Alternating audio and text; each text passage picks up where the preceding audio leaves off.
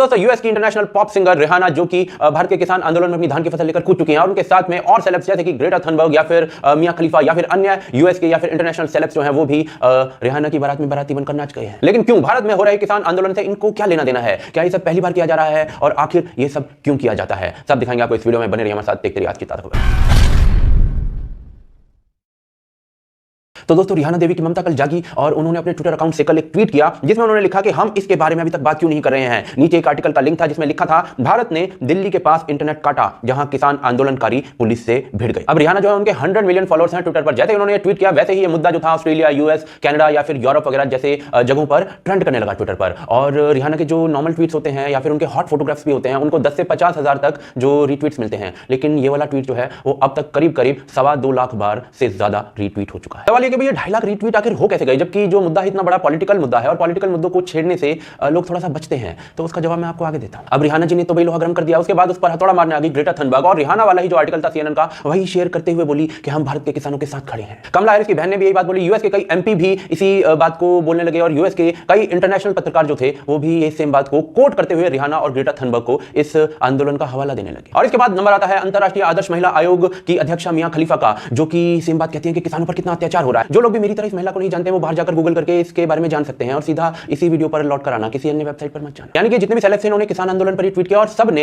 एक ही आर्टिकल को कोट किया। सीएनएन वाला वो आर्टिकल था, उस आर्टिकल में क्या लिखा हुआ था? तो जी जब हम उस लिंक को ओपन करते हैं तो उसमें देखने को मिलता है कि भारत ने दिल्ली के आसपास से इंटरनेट काट दिया है और इससे प्रोटेस्ट करने वाले किसानों को दिक्कत हो रही है। किसान लीडरों में जो लीडर्स थे उनमें सिर्फ एक का जिक्र किया जिसका नाम है दर्शन पाल, जो कि माओवादी लीडर रहा है एक तरीके से, और फिर इस इंटरनेट कट को डेमोक्रेसी के लिए डेंजर बताया। अब इस आर्टिकल को पढ़ने के बाद मैंने अपने आप से पूछा कि भाई ये इंटरनेट का जो यूजेज है ये क्यों ब्लॉक किया जा रहा है? तो जवाब आता है कि भाई ये जो किसान प्रोटेस्ट हुआ था गणतंत्र दिवस पर, इस पर किस प्रकार से दिल्ली के अंदर कोहराम मचाया गया था। पुलिस वालों को ट्रैक्टर के नीचे रौंदने की कोशिश की गई थी, महिला पुलिस वालों को इन हुड़दंगियों ने पीट दिया था और किस प्रकार से आम जनजीवन को जोखिम में डाल दिया था और लाल किले पर भारत के राष्ट्रध्वज का अपमान किया गया था। तो इसके लिए इंटरनेट का बहुत भारी मात्रा में प्रयोग किया गया था इनके द्वारा। अब यही लोग जो है वो फिर से 6 फरवरी को फिर से चक्का जाम करने की बात कर रहे हैं। तो दिल्ली के अंदर फिर से वही सीन पैदा ना कर दे इंटरनेट का प्रयोग करते हुए, तो उसके लिए ये काम किया गया है, या फिर आप लोगों को दिल्ली में फिर से वही सीन देखने हैं। अब जरा गजब देखिए, रिहाना जो कि एवरेज 20-25 हजार रीट्वीट्स अपने ट्वीट्स पर लेती है, वो इस ट्वीट पर अपने किसानों पर जो है वो 2.5 लाख के करीब रीट्वीट करीब 10-12 घंटे में ले चुकी है ऑलरेडी। रिहाना का ये ट्वीट जो है वो भारत के समय के अनुसार कल रात 8 बजे के करीब आया है और उसके आते ही बरखा दत्त जो है वो काम पर लग गई। पूरी रात जाकर उन्होंने एक आर्टिकल लिखा है वाशिंगटन पोस्ट के लिए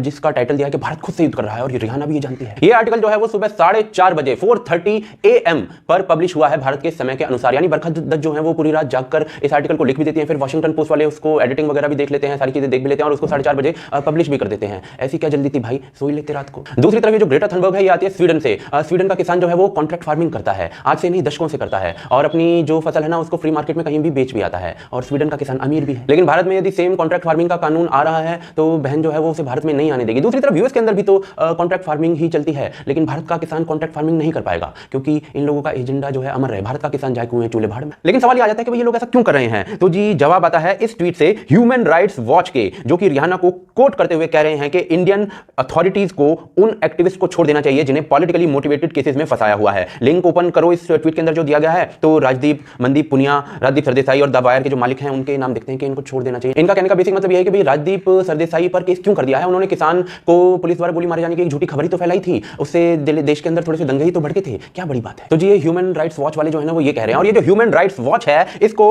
2010 में जॉर्ज सोरेस से $100 मिलियन $100 मिलियन की डोनेशन मिली थी, और ये जॉर्ज सोरेस जो है उसने $1 बिलियन का फंड अनाउंस किया हुआ है दुनिया से उन नेताओं को खत्म करने के लिए जो डिक्टेटर हो सकते हैं। और 2 बार चुनाव जीतकर पीएम बने नरेंद्र मोदी जो हैं वो जॉर्ज सोरेस की उस लिस्ट में आते हैं। दिल्ली दंगों में जॉर्ज सोरेस का कैसे लिपटा हुआ था ये जॉर्ज सोरेस, उसके लिए एक लिंक मैं डिस्क्रिप्शन में दे रहा हूं, वो वीडियो के रूप में है, स्ट्रिंग का वीडियो, वो जरूर देखेगा, आपको बहुत कुछ समझ आएगा। दूसरी तरफ रिहाना को ही कोट किया जगमीत सिंह ने। कौन है जगमीत सिंह? तो जी कनाडा का एक पॉलिटिशियन है और एक नॉन खालिस्तानी है, और रिहाना और ये जगमीत सिंह क्लोज बताए जाते हैं। अब इन बातों से जो रिहाना है वो खालिस्तानी साबित नहीं हो जाती है, बात सिर्फ इतनी सी है कि ये एक वेल ऑयल्ड इकोसिस्टम है। 6 फरवरी को दिल्ली के अंदर कांड करना है, लेकिन इंटरनेट बंद है, ऊपर से इस प्रकार की दीवारें खींच दी गई हैं, कांड कर नहीं सकते हैं, तो उसके लिए एक प्रेशर बनाया जा रहा है इंटरनेशनल स्टेज से, और कुछ नहीं है। और इस वेल ऑयल्ड इकोसिस्टम में रिहाना जैसे सेलेब्स होते हैं वो ट्वीट करते हैं, इकोसिस्टम के बाकी सेलेब्स होते हैं वो उसे कोट करते हैं। आईटी सेल इकोसिस्टम के कई गुना ज्यादा रीट्वीट दिलवाता है। इकोसिस्टम के पत्रकार जो होते हैं वो पूरी रात जागकर आर्टिकल्स लिखते हैं और एक बड़ी आवाज बनती है, प्रेशर बनता है। और क्या ऐसा पहली बार हो रहा है? जी नहीं, बहुत बार हो हो चुका है। भारत में पिछले साल स्टूडेंट एग्जाम का मुद्दा बना ग्रेटा थनबर्ग ने इशू उठाया, जबकि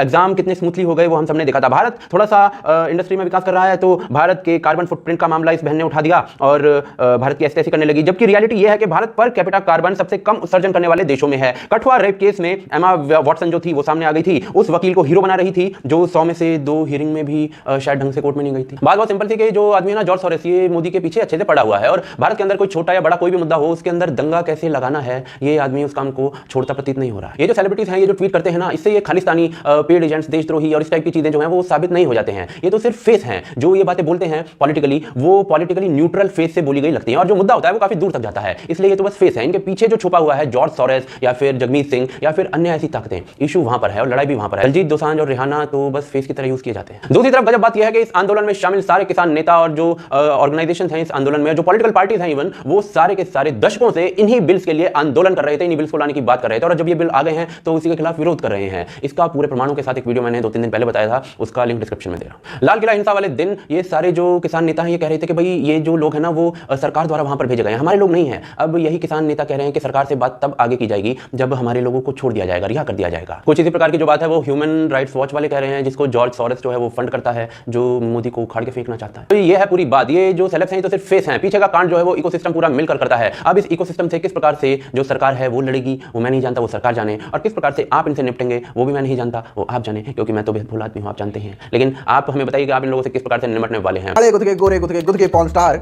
अन्ना ने फिर धागे खोले, छा गए अक्षय कुमार। तो ये मामला केड़ा बढ़ रहा है रिहाना के ट्वीट के बाद। गाना कौन चलाया बे? तो यह ऐसा है, मामला हो गया इंटरनेशनल। अब इंटरनेशनल इस मामले में इंटरनेशनल स्टार्स कूद पड़े हैं और इधर से गुथाई हो चुकी है कंगना, दिलजीत की, अक्षय, रिहाना, अन्ना, अजय देवगन सब आपस में पेलम पेल चल रहे हैं। तो भैया इस स्टार वॉर्स को ढंग से कवर करेंगे, आप हमारे साथ बने रहिए। चलिए शुरू करते हैं। तो रिहाना ने एक ट्वीट कर दिया जिसमें उन्होंने लिखा, कोई इसके बारे में बात नहीं करता। सीएनएन का आर्टिकल था, इंडिया के बारे में था और फार्म बिल्स के ऊपर वो आर्टिकल था, फार्मर को सपोर्ट करते हुए आर्टिकल था। अब भाई रिहाना ने जो सपोर्ट किया फार्मर्स को या फार्मर लीडर को, तो उन्होंने अपने हिसाब से सही आदमी को, सही लीडर को चुना है इस सपोर्ट के लिए। क्यों? क्योंकि भाई साहब 2015 में इन्होंने एक गाना बनाया था जो कि मिसोजिनिस्टिक था और फेमिनिस्ट उस टाइम पे इनके पीछे पड़ गई थी। 2021 में उन्होंने इस लीडर को सपोर्ट कर दिया जो खुद मिसोजिनिस्ट है। देख लो, क्योंकि सुरक्षा का मुद्दा गर्म हो गया है। चौधरी नरेश टिकैत ने शर्मनाक बयान दिया कि न तो बेटियों को पैदा करेंगे और न ही बेटियों का जन्म होने देंगे। तो अपनी शादी करेगी, माननीय सुप्रीम कोर्ट उसकी हिमायत लेगा, तो इसका तो आने वाले समय में जो लड़कियां है वे उनकी तादाद कम हो जाएगी। हम लोगों को कहेंगे, अपने आप ही लोग समझेंगे कि भाई लड़की पैदा ना करो भाई। अच्छा नहीं लगता लड़की घर से निकले, घर बाहर मार्केट में जाकर फोन पर बात करे, सब उसकी तरफ लखावे, उसको तो ये ठीक नहीं लगता। ये प्रतिबंध गलत सही लगा हमको, हम तो इसका समर्थन करें। अब ये तो रामलीला जोड़ी है भाई साहब। इनके बाद Claudia, Greta, Jamie Margolin etcetera etcetera etcetera international stars ने, सेलेब्स ने इस मुद्दे को उठाया। चलो भाई, मियां खलीफा का तो समझ में आता है कि दिल्ली में इंटरनेट बंद कर दोगे तो कारोबार पर असर पड़ेगा, इसके लिए वो प्रोटेस्ट कर रही हैं या आवाज उठा रही हैं। बाकी के मियां क्यों खलीफा बन रहे हैं वो समझ में नहीं आ रहा है, उसको समझने के लिए थोड़ा आगे चलते हैं। फार्मर प्रोटेस्ट से पहले भारत में सीएए का मुद्दा बहुत बड़ा बना था। सीएए के मुद्दे को इंटरनेशनल सर्किट में पिंक फ्लॉयड ने उठाया भी था, लेकिन इस तरीके से हुजूम नहीं लग गया था कि एक के बाद एक नए से नया सेलिब्रिटी आ रहा है और मुद्दे के ऊपर बोल रहा है। फार्मर प्रोटेस्ट में कुछ ऐसा हो गया कि हर इंटरनेशनल स्टार को फार्मर प्रोटेस्ट ऑफ इंडिया के बारे में बोलना है और मियां खलीफा तो एक के बाद एक जैसे ट्वीट पे ट्वीट पेल रही हैं। मुझे तो लग रहा है कहीं अनाउंस ना कर दें कि अगली फिल्म पंजाब के खेतों में ही बनेगी। अब अगर दोनों प्रोटेस्ट को थोड़ा ढंग से देखें तो लिबरालों के हिसाब से सीएए एक ऐसा बिल था जिसके अंतर्गत एक कम्युनिटी को इस देश से निकाल ही दिया जाएगा। इस इंसान का नाम है अर्शन। ये मेरा ऐसा ख्याल रखता है कि कोई मेरे को धक्का भी नहीं मार सकता। अगर इसको कोई देश से निकालने की बात करेगा तो सामने गोली खाऊंगा। और फार्मर प्रोटेस्ट इसलिए हो रहा है कि 3 बिलों को वापस ले लो। अब एक जगह एक कम्युनिटी को निकाल दिया जाएगा, इतनी ग्रेविटी है उस चीज की, और दूसरी जगह केवल फार्मर्स को बिल वापस करवाना है। दो चीजों की ग्रेविटी को आप समझो और फिर देखो कि कौन सी जगह पर, कौन से मुद्दे पर इंटरनेशनल स्टार्स को सपोर्ट करना चाहिए था। फार्मर प्रोटेस्ट पर इंटरनेशनल स्टार्स आवाज उठा रहे हैं, वो भी तब जब 11 round of talks already farmer leaders के साथ, गवर्नमेंट मिनिस्टर्स के हो चुके हैं। साथ ही साथ भारत का आंतरिक मुद्दा है और कुछ बिल हैं जो कि हर देश में आते हैं। इस तरीके के बिल हर देश में इस तरीके से प्रोटेस्ट होते हैं। क्या आप हर देश में इस तरीके के प्रोटेस्ट को सपोर्ट करने लग जाते हो? भारत ही क्यों इतना स्पेशल है बे? और बात करते हो ह्यूमन राइट्स की। ह्यूमन राइट्स की बात करते वक्त आपको 400 पुलिस वाले जो पीट पीट कर अधमरे से कर दिए, सैकड़ों पुलिस वाले जो दिल्ली के अस्पतालों में भर्ती हैं, उनके बारे में ह्यूमन राइट याद नहीं आते, और फार्मर्स का इंटरनेट बंद कर दिया, इस बारे में आपको ह्यूमन राइट याद आ जाते हैं। वाह, गजब की हिपोक्रेसी है बे। तो भैया मुद्दे की बात ये कि ना एट्रोसिटी हुई कोई फार्मर्स के ऊपर, ना देश निकाला दिया फार्मर्स को, फिर भी इतने सेलेब्स लग गए इस प्रोटेस्ट में हवा भरने के लिए। वहीं सीएए में तो देश निकाला ही दिया जा रहा था लिबरालों के हिसाब से, तब इक्का दुक्का कोई सेलेब आया सपोर्ट करने के लिए। पेड प्रमोशन है, पेड प्रमोशन। वैसे भी कनाडा वाले जगमीत सिंह और रिहाना का अच्छा खासा कनेक्शन है आपस में, और जगमीत सिंह वो आदमी है जो टेरर आउटफिट्स के लिए फंड्स रेज करता है कनाडा के अंदर, और भैया खालिस्तान बनवाना चाहता है। रिहाना के ट्वीट के बाद कंगना ने कल रिहाना को पेल दिया ट्विटर के ऊपर, और आज दिलजीत दोसांझ ने रिहाना की बड़ाई करते हुए एक गाना ही रिलीज कर दिया। मतलब कि कल रात को 8 बजे के करीब रिहाना ने ट्वीट किया, दिलजीत भाई साहब ने आज सुबह गाना भी रिलीज कर दिया।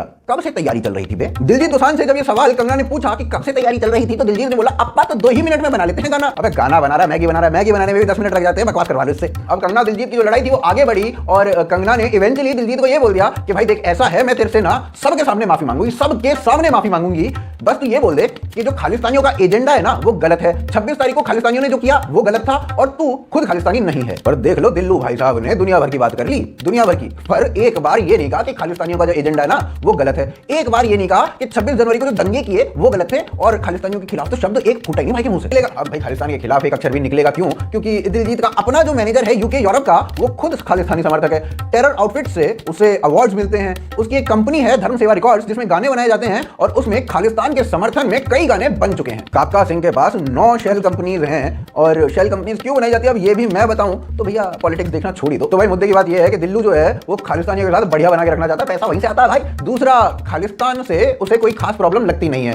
तीसरी बात ये कि अब ये जो इंटरनेशनल दबाव पड़ रहा है, इंटरनेशनली इस मुद्दे को उठाया जा रहा है, तो भारत के कई जो सेलेब्स हैं वो भी उठ खड़े हुए in international so called protesters के खिलाफ। प्रज्ञान ओझा ने कहा कि भाई हमारा आंतरिक मामला है, निपट लेंगे, सरकार कोशिश कर रही है, फार्मर से बात कर रही है, हो जाएगा, तुम्हें क्या मिर्ची लग रही है बे। साथ ही साथ मिनिस्ट्री ऑफ एक्सटर्नल अफेयर्स ने एक स्टेटमेंट जारी की, और उस स्टेटमेंट में उन्हें बताया गया कि भाई ऐसा है कि सरकार ने 11 राउंड ऑफ टॉक्स जो है वो ऑलरेडी फार्मर लीडर्स के साथ किए हैं, बड़े बड़े मिनिस्टर हैं वो ये बात करके आए हैं, प्राइम मिनिस्टर ने अपने दरवाजे खुले छोड़े हैं। साथ ही साथ सदन में भी अब इस मुद्दे को उठाया जाएगा, और 15 घंटे की बात करने के लिए हम ऑलरेडी कह चुके हैं सदन के अंदर। और उसके अलावा जो 26 तारीख को हुआ वो काफी दर्दनाक था, महात्मा गांधी के स्टैचू के साथ इंटरनेशनली जो हुआ वो भी काफी खतरनाक था। तो भाई ऐसे में आधी नॉलेज के हिसाब से आप कुछ भी बोल रहे हो और कुछ भी हैशटैग चला रहे हो सोशल मीडिया के ऊपर, वो काफी गलत है। तो जो कुछ भी आप बोलो सोशल मीडिया पर वो थोड़ा संवेदना के साथ बोलो और पूरी नॉलेज के साथ बोलो। अब मिनिस्ट्री ऑफ एक्सटर्नल अफेयर्स के इस बयान के बाद अक्षय कुमार ने इस बयान को प्रोपेगेट किया और कहा देखो भैया ऐसा है, तुम डिफरेंसेस मत बढ़ाओ और ज्यादा, सरकार कोशिश कर रही है, फार्मर्स हम आपस में एमिकेबली इसको